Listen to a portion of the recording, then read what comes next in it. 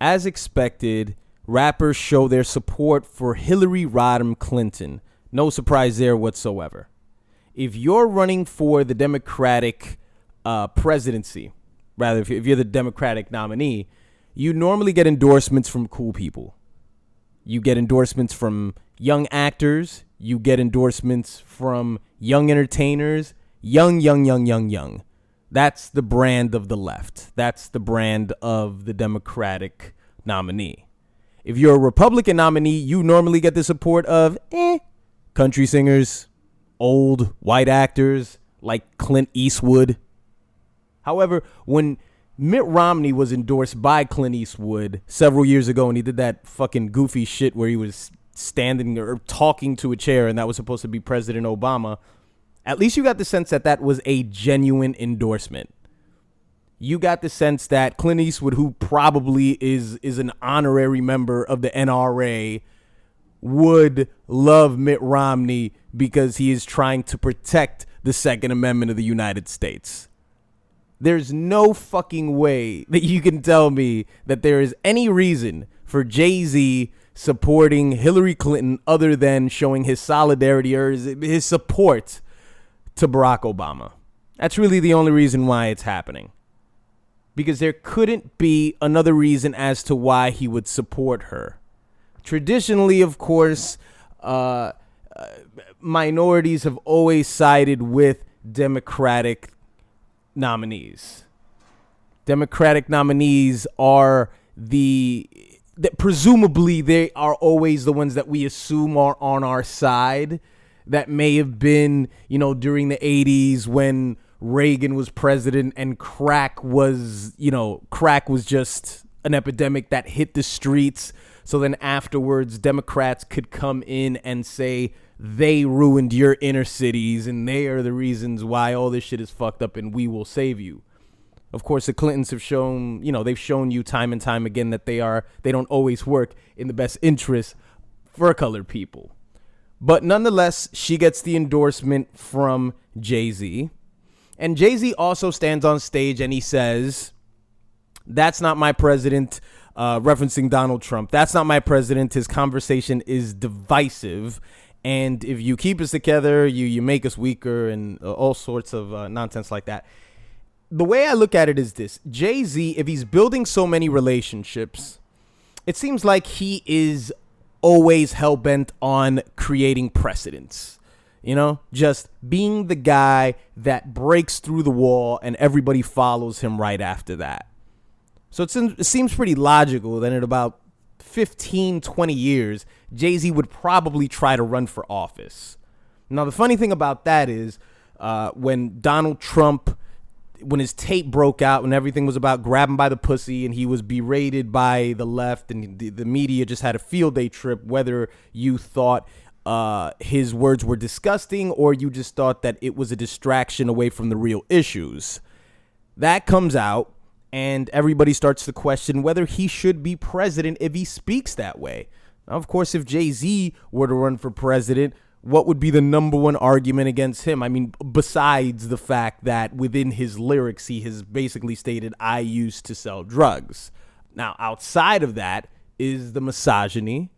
Outside of that is the violence. I mean, aside from all that, just to add on to it. And that would be the argument against Jay-Z becoming, our 50-something president of the United States. No, it wouldn't be 50-something if it was about in 15 years or so. It'd probably be like 50. I think that we should really pay attention when we see entertainers on stage with politicians. And knowing the fact that Beyonce and Jay-Z are two people that have commodified themselves beyond what anyone could possibly imagine. They're brands. They're not so much as people anymore. They're walking corporations. And when they stand on stage with Hillary Clinton, it puts things into perspective. Because what I see two people that are very successful. But beyond that, what you see is two creative people that have been able to use their creativity and their their use of nuance, they've been able to use that to their advantage their entire careers. And they can create things that may be viewed in a negative light, but it's mostly used as a tool to paint a bigger picture. That's what you get from quality rappers, folks. What you get from quality rappers is you get the violence and the negativity. It's used as a tool to share an overall message, as opposed to some shitty trap song that's just telling you that it sells drugs for the sake of selling drugs. There's no story. There's nothing being told there. It's just completely negative, and the listener gets nothing from it. But Jay-Z's a person who has used all that context in his advantage. And that would be the argument against anyone who were to say, well, this is why he can run for president. It's because he's creating art. So when you see somebody who has made their fortune off of that gray area, and you see him stand on stage with somebody who is just bought and sold her soul so many times over, to see them smile on stage really makes you fucking lose your mind. They're complete opposites. You know, whether people want to come in here and make all these fucking Illuminati claims that I am just fucking sick and tired of hearing, that's you can go ahead, you can go ahead and say that, but I'm not going to follow you down that road. I don't give a shit. It's really something that I thought about when I saw them on stage together. Because Hillary Clinton and Obama, they're often accused of letting these rappers in the White House, and then they care about all this political correctness. But look at what rappers have to say. Oh, my God. Obama invited Common to the White House after Common made all these anti-American, all sorts of stuff like that.